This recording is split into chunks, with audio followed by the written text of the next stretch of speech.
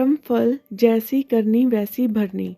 बेटा बनकर, बेटी बनकर, दामाद बनकर और बहू बनकर कौन आता है जिसका तुम्हारे साथ कर्मों का लेना देना होता है। लेना देना नहीं होगा तो नहीं आएंगे। एक फौजी था, उसके माँ नहीं थी, बाप नहीं था, शादी नहीं, बच्चे नहीं, भाई नहीं, बहन भी नहीं। अकेला ही कमा कमा के फौज में जमा करता जा रहा था। तो थोड़े दिन में एक सेठ जी जो फौज में माल सप्लाई करते थे, उनसे उनका परिचय हो गया और दोस्ती हो गई।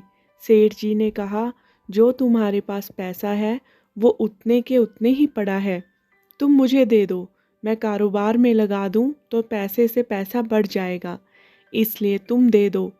फौजी ने सेठ जी को पैसा दे दिया। सेठ जी ने कारोबार में लगा दिया।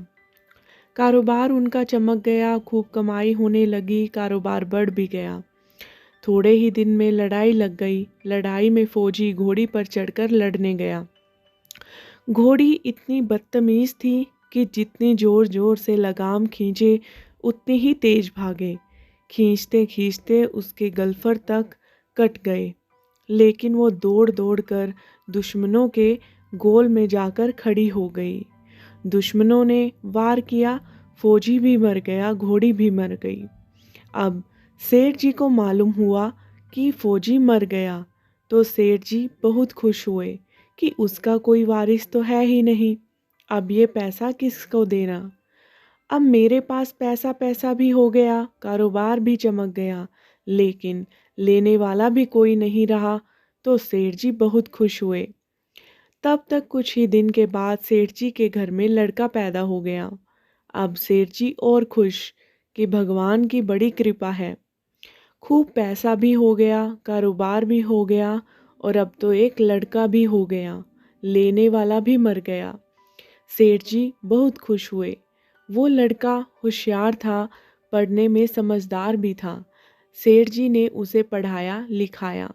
जब वह पढ़ लिख कर बड़ा हो गया तो सोचा कि अब ये कारोबार संभाल लेगा, चलो अब इसकी शादी कर दें। शादी करते ही घर में आ गई बहुरानी, दुल्हन आ गई। अब उसने सोचा कि चलो बच्चे की शादी हो गई, अब कारोबार ये संभाल लेगा। लेकिन कुछ दिन में बच्चे की तबीयत खराब हो गई। अब सेठ जी डॉक्टर के पास, हकीम के पास, वैद्य के पास दौड़ रहे थे। वैद्य जी जो दे रहे थे, दवा खिला रहे थे और दवा असर नहीं कर रही थी। बीमारी थी कि बढ़ती ही जा रही थी। पैसा बर्बाद हो रहा है और बीमारी बढ़ती ही जा रही है। रोग कट नहीं रहा, पैसा खूब लग रहा है। अब अंत में डॉक्टर ने कह दिया कि इलाज मर्ज हो गया है, इसको अब असाध्य रोग हो गया, ये बच्चा 2 दिन में मर जाएगा। डॉक्टरों के जवाब देने पर सेठ जी निराश होकर बच्चे को लेकर रोते आ रहे थे। रास्ते में उनको एक आदमी मिला। कहा, अरे सेठ जी क्या हुआ, बहुत दुखी लग रहे हो। सेठ जी ने कहा, ये बच्चा जवान था, हमने सोचा बुढ़ापे में मदद करेगा, अब ये बीमार हो गया। शादी होते ही हमने इसके लिए खूब पैसा लगा दिया, जिसने जितना मांगा उतना दिया, लेकिन आज डॉक्टरों ने इसको जवाब दे दिया, अब ये बचेगा नहीं, असाध्य रोग हो गया है, लाइलाज मर्ज है, अब ले जाओ घर, 2 दिन में मर जाएगा। आदमी ने कहा, अरे सेठ जी तुम दिल क्यों छोड़ रहे हो, मेरे पड़ोस में वैद्य जी दवा देते हैं, 2 आने की पुड़िया खाकर मुर्दा भी उठकर खड़ा हो जाता है, जल्दी से तुम वैद्य जी दवा ले आओ। सेठ जी दौड़ कर गए, 2 आने की पुड़िया ले आए और पैसा दे दिया। पुड़िया ने आए, बच्चे को खिलाई, बच्चा पुड़िया खाते ही मर गया। बच्चा मर गया। अब सेठ जी रो रहे हैं, सेठानी भी रो रही है और घर में बहुरानी और पूरा गांव भी रो रहा था। गांव में शोर मच गया कि बहुरानी सेठ की कमर जवानी में टूट गई। सब रो रहे थे। तब तक एक महात्मा जी आ गए। उन्होंने कहा, भाई क्यों रोना धोना। लोग बोले, इस सेठ का एक ही जवान लड़का था, वो भी मर गया, इसलिए सब लोग रो रहे हैं, सब दुखी हो रहे हैं। महात्मा बोले, सेठ जी रोना क्यों? सेठ महाराज, जिसका जवान बेटा मर जाए वो रोएगा नहीं तो क्या करेगा? महात्मा, तो आपको क्यों रोना? सेठ, मेरा बेटा मरा तो और किसको रोना? महात्मा कहते हैं, और उस दिन तो आप बड़े खुश थे। सेठ, किस दिन? महात्मा, फौजी ने जिस दिन पैसा दिया था। सेठ, हाँ, कारोबार के लिए पैसा मिला था तो खुशी तो थी। महात्मा, और उस दिन तो आपकी खुशी का ठिकाना ही नहीं था।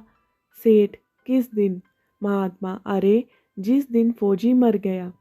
सोचा कि अब तो पैसा भी नहीं देना पड़ेगा, माल बहुत हो गया, कारोबार खूब चमक गया, अब देना भी नहीं पड़ेगा, बहुत खुश था। सेठ, हाँ महाराज, खुश तो था। महात्मा, और उस दिन तो आपकी खुशी का ठिकाना ही ना था, पता नहीं कितनी मिठाइयाँ बट गई। सेठ, किस दिन? महात्मा, अरे जिस दिन लड़का पैदा हुआ था। तो सेठ कहते हैं, महाराज, लड़का पैदा होता है तो सब खुश होते हैं, मैं भी हो गया तो क्या बात?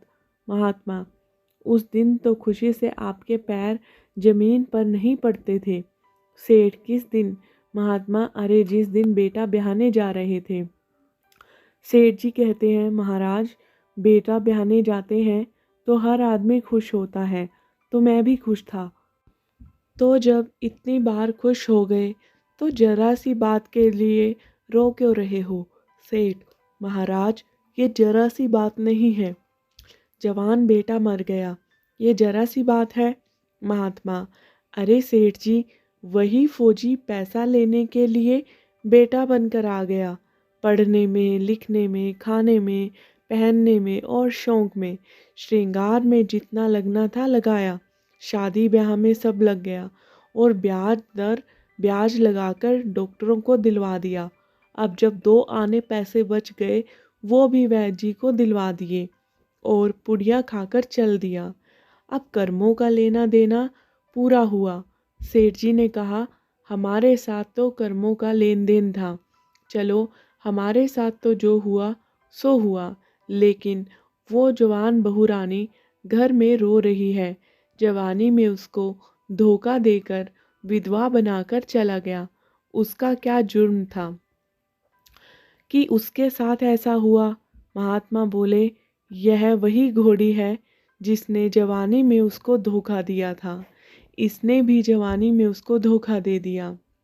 वेद, शास्त्र व पुराणों के साथ साथ सभी साधु संतों का कहना है कि यह संसार कर्मों का लेखा जोखा है, इसमें जो जीव चैतन्य है वो समझदारी से भव सागर पार हो जाए।